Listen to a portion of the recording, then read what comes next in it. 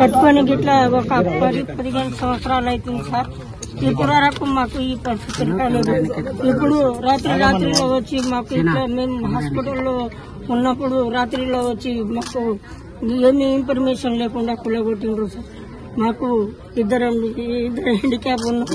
మేము ఇట్లా పరిస్థితిలో ఉన్నాక ఇట్లా ఇద్దరు ఆడపిల్లలు మాకు ఏదో అప్పును సప్పును చేసి కట్టుకున్న ఇల్లుకు మాకు ఏది లేకుండా చేసిండ్రు సార్. మాకు అన్యాయంగా చేసిండ్రు.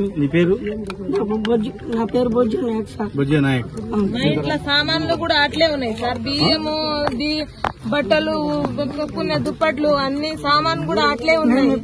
సిలిండర్ కూడా బయటనే అట్లనే ఉన్నాయి. అన్ని సామాన్లు ఉన్నాక అన్ని అలా పల్లగొడితే ఎట్లా సార్?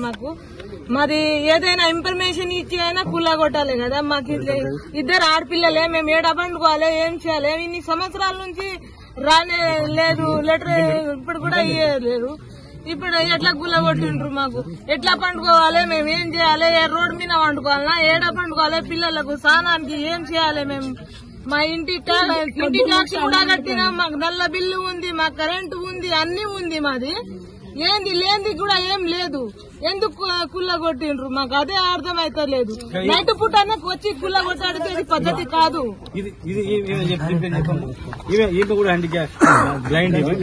బిడ్డ కూడా బ్లైండ్.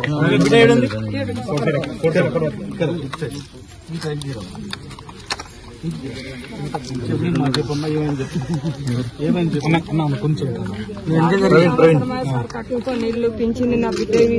ఒకరు ఇంటికి వేసుకుని ఒకరు మీ ఇద్దరమ్మ కట్టుకొని ఉండింటికి సార్. రాత్రికి వచ్చి ఏమి చెప్పకుండా పర్మిషన్ ఇవ్వకుండా మళ్ళని బయటికి దొబ్బి అంతా దాంట్లో కూల ఓటీ పెట్టిండు సార్. ఎందుకు ఇట్లా అడిగితే పోలీసులు ధర్మి కొడితే దాపుకున్నాం సార్. మేము ఎవరు లేము మాట అని మాకు భయం అయ్యి అక్కడ పోయి దాపుకున్నాం సార్. నా బిడ్డకు చిన్నజీరో స్వామి మందిరంలో బ్లాండ్ ఆడ చదువుతుంది సార్.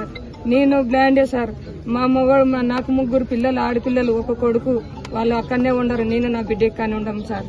మాకు ఏం ఆధారం లేదు, భూమి లేదు, ఏం లేదు సార్. ఇల్లు తప్ప ఇప్పుడు ఏడ ఉండాలి? వండుకొని తిన్నిక కూడా ఏరే వాళ్ళకి తానం పెడితే తిని ఉండం సార్. మాకు ఎవరు పెడతారు? రోజు ఎవరు పెడతారు? మేము ఏడు ఉండాలి? కిరాయిన్లు కట్టలేము సార్. మేము ఏడ ఉండాలి? ఏడ గురి చేసుకుని ఉంది, ఏడు ఉంది. మీ నైట్ ఏడున్నా భయం ఉంది.